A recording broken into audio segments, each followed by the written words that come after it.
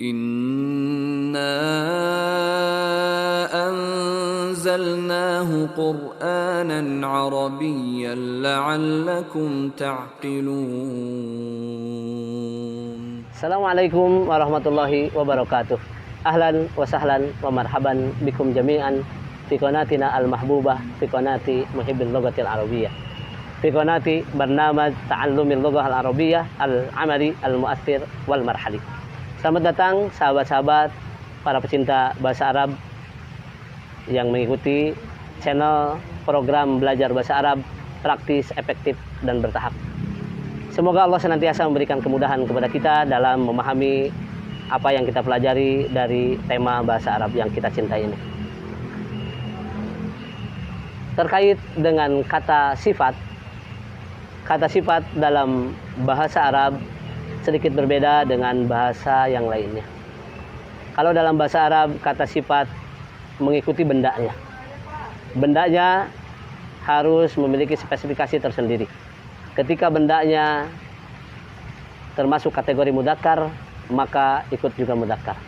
Ketika bendanya muannas, maka ikut muannas juga. Maka sifat dengan benda hendaklah sama. Kalau sifatnya pakai al, maka bendanya pakai al. Kalau sifatnya ma'rifah, maka bendanya ikut ma'rifah dan lain sebagainya. Ini dalam pembahasan ilmu nahwu. Namun kita untuk para pemula tidak terlalu jelimet mendalami tentang istilah-istilah ilmu nahwu saat ini. Nanti ada saatnya kita memahami nahwu insyaallah, memahami syaraf insyaallah nanti ke depannya. Namun untuk para pemula cukup memahami ketentuan-ketentuan yang paling sederhana ketika memahami kata-kata sifat. Yang pertama, saya akan sebutkan beberapa kata sifat yang mungkin sering kita dengar, sering kita ungkapkan. Kata sifat ini biasanya terkait dengan perlawanan kata, ya.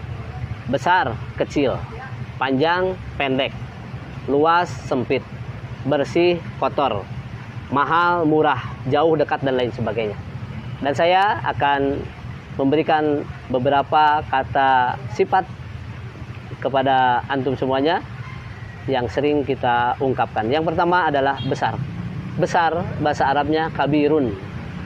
Kabirun untuk benda yang disebutkan yang tidak memiliki tak marbutoh di akhirnya. Salah satu contohnya. Contoh misalkan masjid yang besar, maka disebutkan masjidun kabirun. Ketika dalam komunikasi disebutkan masjid kabir, dalam penulisan masjidun kabirun. Kemudian kita ambil contoh dari kata benda yang berakhiran dengan kata tun tak marbutoh, sekolah besar, maka disebutkan madrasatun kabirotun.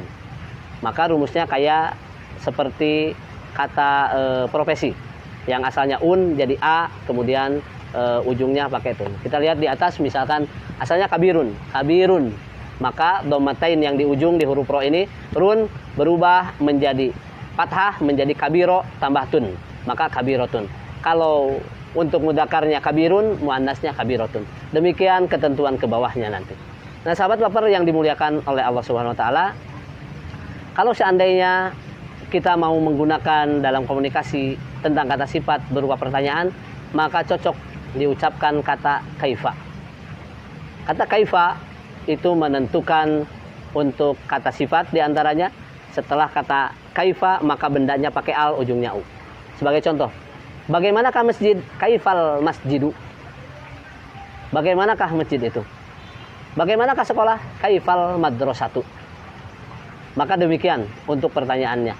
Nanti tinggal dirinci. Yang pertama bisa dilihat kata-kata sifat yang ada di atas.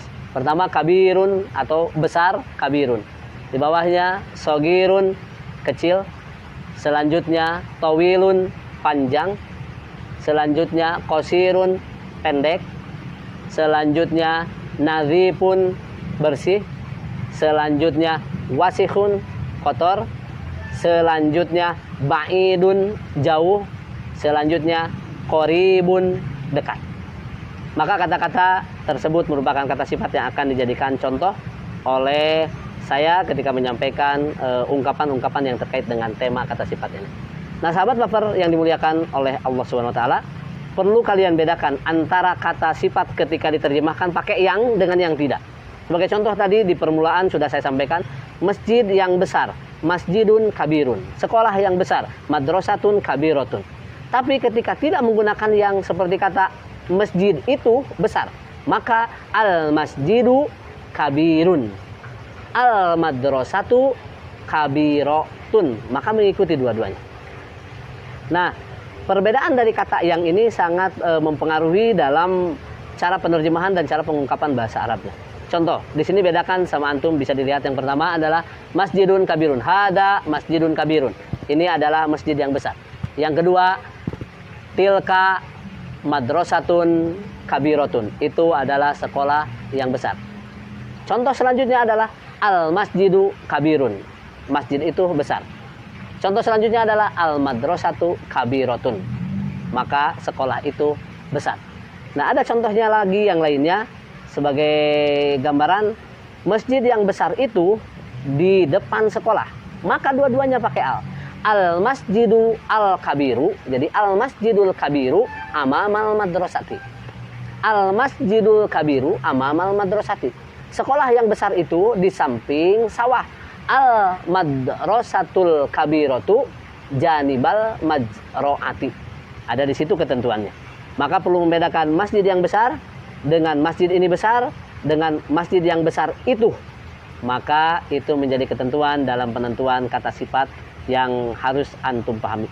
Nah, yang terakhir diulangi lagi, kata benda dulu sudah saya sampaikan, kalau seandainya tidak ada tun tak marbutah di akhirnya, dia kata ganti pakai huwa. Kalau pakai tun terakhirnya dia pakai hiya.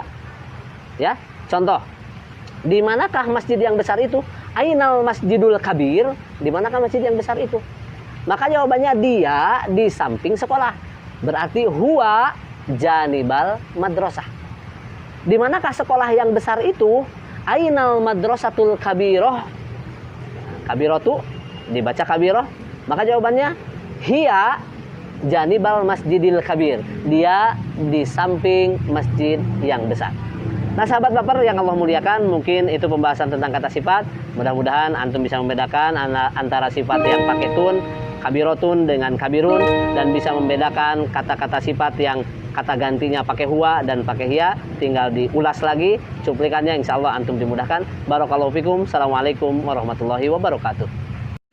Mau belajar bahasa Arab? Dibaperin aja. Bahasa Arab praktis, efektif, dan bertahan.